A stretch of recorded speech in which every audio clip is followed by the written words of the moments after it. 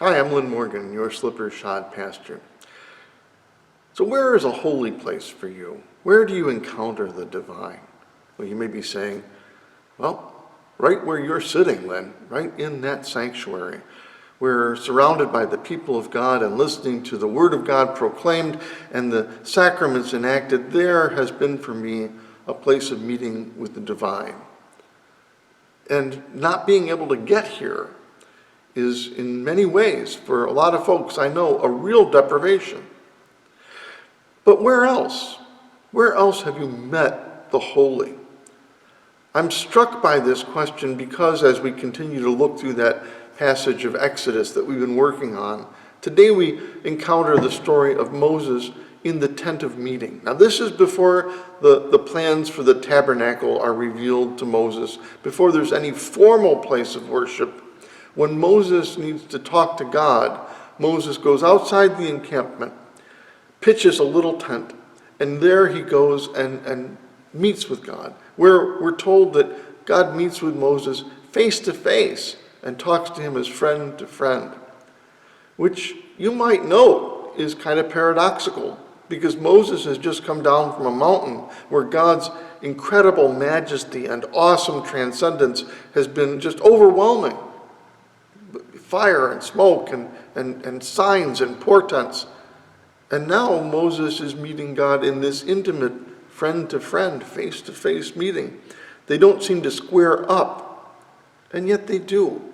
In our own lives too, don't they? That the God of mystery and majesty that might kind of bowl us over when we stand at the shore of Lake Erie or at the ocean shore or we look at mountains is also the God who whispers to us in the quiet places of our hearts, in moments when our hearts might just be breaking, when we need consolation and strength. Where are those holy places for you? You should think about that and honor those places, maybe even revisit them if you can. There's a particular rock out in East Aurora outside of the seminary that is my prayer rock. And it's a place that I had gone to many, many times. And it became for me a holy place, not because of where it was situated, but because of what had happened there. There I had prayed, and there I had been met by God. And there my heart had been held up when it was breaking, and my confusion had been quieted when I was uncertain of what to do. And so it was a place that became holy for me that even when I wasn't there, I felt like that place was a place where God touched the earth. And when I returned to it, God would be there waiting for me. There are places like that I think for all of us in our lives. And if you haven't found them yet, it's time to start scouring. It's time to start investing time in prayer and meeting with God so that you have these holy places. And in addition to places, of course, there are persons who reveal God's holiness and presence to us. Jesus said we experience him in the most vulnerable, in the poor, the naked, the hungry, the imprisoned.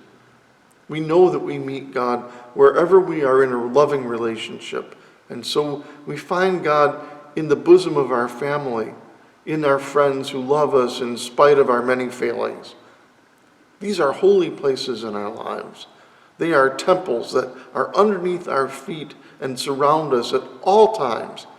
And so we ought to be grateful and open and wonder-filled with the presence of the divine that meets us in this day and in this very place where you happen to be watching this silly slipper-shod video. God is here.